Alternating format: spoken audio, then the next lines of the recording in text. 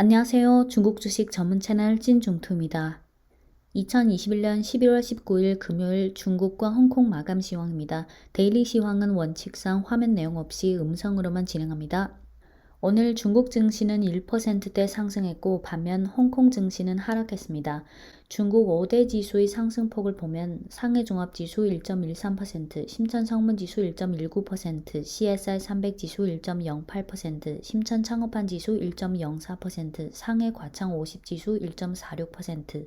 정책면에서 11월 18일에 개최된 중공중앙정치국 회의에서 국가안전전략 2021년부터 25년 국가안전전략을 심의했는데요. 회의에서 이렇게 강조했습니다. 정치 안전을 가장 우선적인 임무로 간주해야 하고 정치 안전, 경제 안전, 사회 안전, 과학기술 안전, 신형 분야 안전 등 중점 분야, 중점 지구, 중점 방향을 통합해서 잘 해야 한다고 했고 또한 산업의 인성과 항충격 능력을 강화해 시스템적 금융 리스크를 방지하는 안전 마지노선을 다져야 한다고 강조했습니다. 오늘 중국 증시 업종별 등락을 보면 상승 업종은 부동산, 항공이 3%대, 가스, 석탄, 비료, 증권, 발전설비 2%대, 건자재, 전자부품, 화학원료, 정유, 천연가스, 반도체, 주류, 자동차 부품, 무역에너지, 설비, 철강, 기계 등이 1%대 상승했습니다. 하락 업종은 공항, 음료, 식품, 농업, 제약 등이 1% 이내 하락했습니다. 홍콩 증시는 오늘 하락했습니다. 홍콩 항생지수 1.07% 하락, 홍콩 애취지수 0.72% 하락, 홍콩 테크지수 0.26% 하락. 상승 업종은 운송, 부동산, 미디어, 생활용품, 소재, 서비스 등이 있고 하락 업종은 소매, 식품, 자동차 및 부품, 바이오, 소프트웨어, 반도체 등입니다. 홍콩과 미국에 상장한 플랫폼주들은 11월 18일 어제 급락했고 오늘 홍콩 종목은 낙폭이 좀 줄어들긴 했지만 여전히 하락한 종목들이 많았습니다. 11월 18일 어제 플랫폼주들이 급락은 주로 두 가지 원인이 있는데요. 첫 번째는 3분기 실적 실망감, 둘째는 정책 부담감입니다. 올해 인터넷 플랫폼주에 대한 부정적 의견은 올 한 해 찐중투에서 중국 시황, 중국 산업 영상, 그리고 구독자분들이 질문 댓글에 대한 답장에서도 계속 말씀드렸고 타 방송에서도 강조해서 말씀드렸는데요. 혹시 지난 1년 동안 그 경유를 잘 모르시는 분들을 위해 2020년 9월부터 2021년 11월 현재까지 시간 순서대로 그 경유를 다시 한번 정리해 드리겠습니다. 2020년 9월 18일 상해증권거래소는 마윤이 최대 주주로 있는 엔트그룹의 과창판 상장을 승인했는데요. 하지만 상장을 앞두고 2020년 11월 3일 엔트그룹이 상장을 급 취소했습니다. 기본적인 이유는 엔트그룹 매출의 40%를 차지하는 개인 소액 대출 사업이 과도한 레버리지를 사용했다는 점입니다. 그 후로는 플랫폼 기업들이 주가에도 그대로 반영되었다시피 2021년 올해는 정부 차원에서 플랫폼 산업에 대한 규범화 관리 감독을 대대적으로 강화하는 한 해인 만큼 플랫폼 관련주들의 하락은 계속될 수밖에 없는 상황이었습니다. 정책 기조에 있어서 2020년 12월 11일에 개최된 중공중앙정치국 회의에서 반독점 강화와 자본의 무질서 확장 방지라고 언급했고 바로 이어서 2020년 12월 16일에 개최된 중앙경제공작회의에서 2021년 경제 분야 8대 중점 사업을 제시했는데요. 6번째 항목이 반독점 강화와 자본의 무질서 확장 방지였습니다. 반독점 강화면에서 알리바바의 경우 국가시장감독관리총국에서 2020년 12월 24일부터 알리바바의 양자 태길, 즉 입점 상인들에게 다른 경쟁 플랫폼에 동시에 입점을 못하게 하는 양자 태길 행위에 대해 조사한 후 2021년 4월 10일에 2019년 매출의 4%에 해당되는 182.28억 위안의 벌금을 부과했습니다. 같은 4월부터 국가시장감독관리총국이 메이투안의 양자 태길 행위 즉 입점 외식업체들에게 다른 경쟁 플랫폼에 동시에 입점 못하게 하는 양자 태길 행위에 대한 조사를 시작했습니다. 2021년 7월 7일 반독점법에 의거해 인터넷 분야 불법 행위 22건, 거기에 알리바바, 텐센트, 디디 추싱, 수닝, 메이투안 등이 포함됐습니다. 22건에 대해 각각 50만 위안 벌금을 내렸습니다. 그리고 7월 10일 텐센트가 주도하는 호야와 떠우유의 합병권을 스톱시켰습니다. 7월 24일에는 반독점법에 의거해 텐센트 및 관련 기업에 대해 30일 내 독점적 음악 라이선스를 해제하고 고액 선납금 등 라이선스 비용 지불 방식을 중지하는 행정 처벌을 내렸습니다.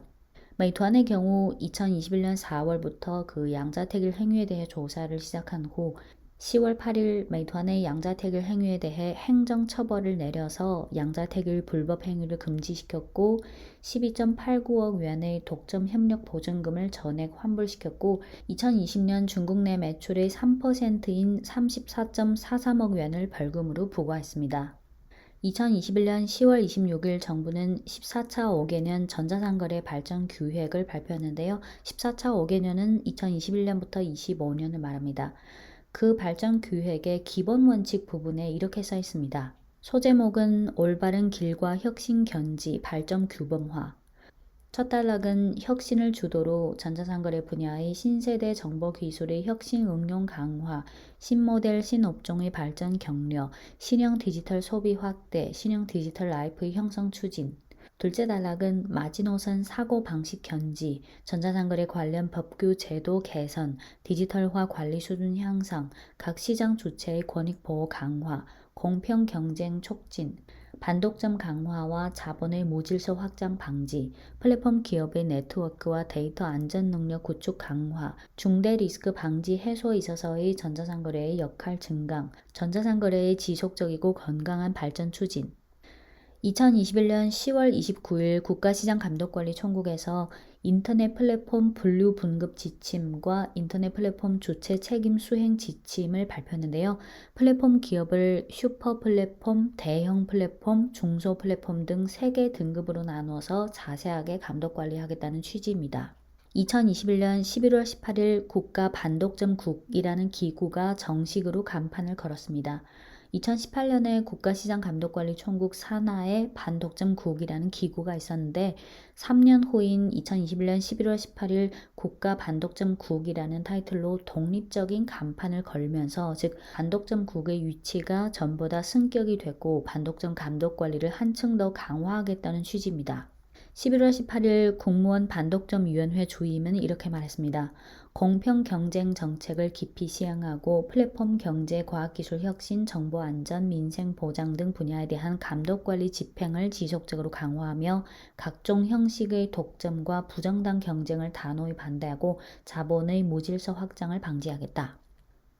플랫폼 기업들의 사회 환원과 관련해 텐센트는 2021년 4월 19일 500억 위안을 투자해 지속가능 사회가치 사업부를 신설한 데 이어 8월 18일 추가로 500억 위안을 투자해 공동부유 전문 프로젝트를 시작하기로 했는데 자사의 디지털과 과학기술 능력을 기반으로 농촌 진흥, 저소득자의 소득 향상, 기초의료 시스템 개선, 교육의 균형 발전 등 민생 분야에 지속적으로 조력할 것을 약속했습니다. 알리바바는 2021년 9월에 알리바바 공동부유 조력 시팡 행동이라는 프로젝트를 출범해 2025년까지 총 1천억 위안을 투자하기로 약속했습니다. 동자금은 과학기술 혁신, 경제 발전, 고품질 취업, 약자 지원 및 공동부유 발전 기금에 사용할 것을 약속했습니다. 그 외에 핀도도 등 다수 플랫폼 기업들이 잇따라 공동부유 기금 등 사회 환원 계획을 발표했습니다. 네, 여기까지가 지난 1년 동안 정책 기조와 관련된 부분이고 그 외에도 더 있지만 굵직한 것 위주로 정리했습니다. 플랫폼 기업들의 기업 실적과 관련해서는 특히 텐센트, 알리바바, 메이투안의 2분기 실적 및 3분기 실적 전망은 찐중토 과거 영상에서 이미 자세히 말씀드린 바 있습니다. 11월 10일 텐센트가 3분기 실적을 발표했고 11월 17일 장마감 후 바이두, 빌리빌리가 3분기 실적을 발표했고 11월 18일에는 알리바바, 징동이 실적을 발표했습니다. 대체로 다 안 좋았죠. 빌리빌리 3분기 실적을 보면 매출액은 전년 동기 대비 61% 증가했지만 조정 후 순이익은 16.2억 위안 적자로 2020년 3분기보다 적자가 67% 확대됐습니다. 바이두의 실적은 3분기 매출액이 전년 동기 대비 13% 증가했지만 영업이익은 전년 동기 대비 63% 감소했고 지배수 순이익은 165.59억 위안 적자로 전분기 대비 적자폭이 크게 확대됐습니다. 알리바바 3분기 매출액은 전년 동기 대비 29% 증가했지만 조정 후 순이익은 전년 동기 대비 39% 감소했습니다. 찡동은 3분기 매출액이 전년 동기 대비 25.5% 증가했지만 조정 후 순이익은 전년 동기에 56억 위안에서 50억 위안으로 줄었습니다. 알리바바의 글로벌 연간 액티브 이용자는 12.4억으로 3분기에 6,200만이 늘었는데요. 그중 중국 내에서 4,100만 늘었습니다. 한편 찡동의 연간 액티브 이용자는 5.522억으로 3분기에 2,030만 늘었습니다. 알리바바는 올 한 해 매출액 증가율 가이던스를 기존의 30%에서 20에서 23%로 하향 조정했습니다. 11월 18일은 거의 다 같이 급락한 가운데 특히 빌리빌리 알리바바의 낙폭이 컸죠. 18일 빌리빌리 홍콩 종목은 10.76% 하락, 미국 종목은 17.17% 급락했습니다.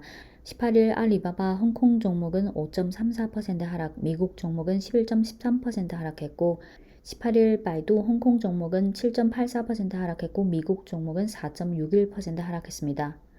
19일 오늘은 알리바바 홍콩 종목이 10.71% 하락했고 빌리빌리는 전환사채 발행 관련 사유로 거래 정지했습니다.